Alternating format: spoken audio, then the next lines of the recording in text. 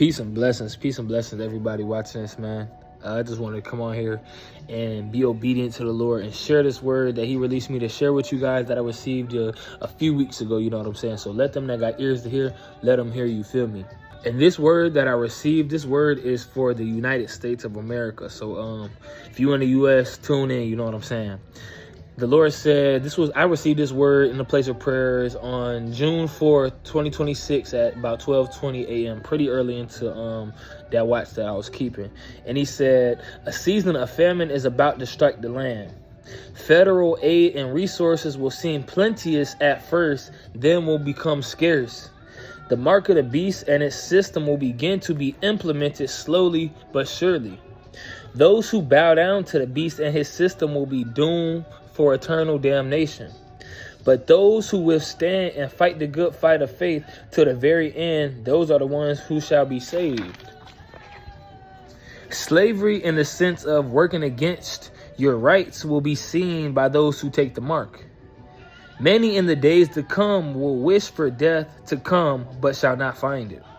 Those who subscribe to the beast and his systems will realize afterward at the mistake they've made. But at that point, it will be far too late. Famine is not something to take lightly. Begin to store water, resources, food, stock and land and real estate in the physical and in the spirit.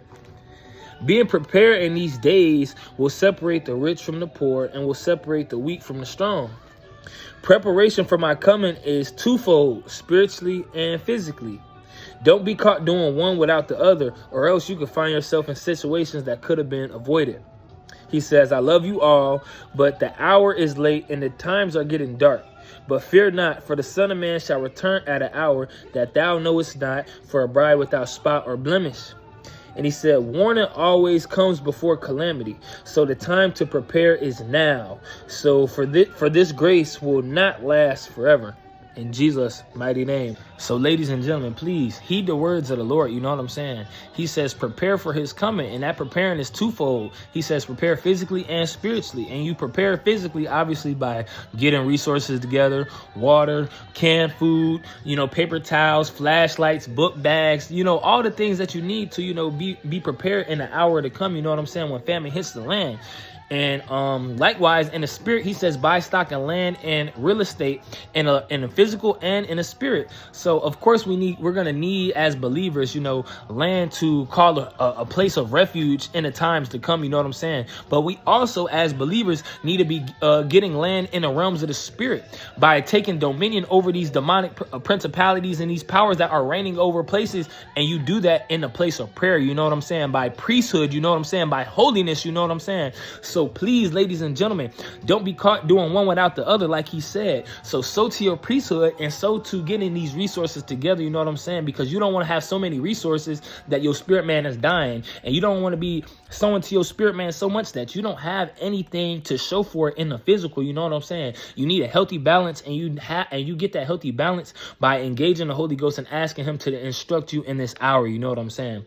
But please, warning always comes before calamity. So ladies and gentlemen, take heed to this message and begin to prepare, for a famine is coming. And if you don't plan on taking the mark of the beast, you need to be preparing now, physically and spiritually, fasting, praying, sowing to your priesthood, dying to yourself, picking up your cross and following the Lord daily, whatever that looks like in the context for your life. Make sure that your spirit man is well fed. Make sure you got enough oil in your lamp and in your vessel. And likewise, make sure you got them resources too. Make sure you got a plan too. Make sure you cooking with the Holy Ghost so you know what to do when stuff hits the fan. So ladies and gentlemen, I love you all, but warning always comes before calamity. So take heed to this message and prepare in Jesus' mighty name.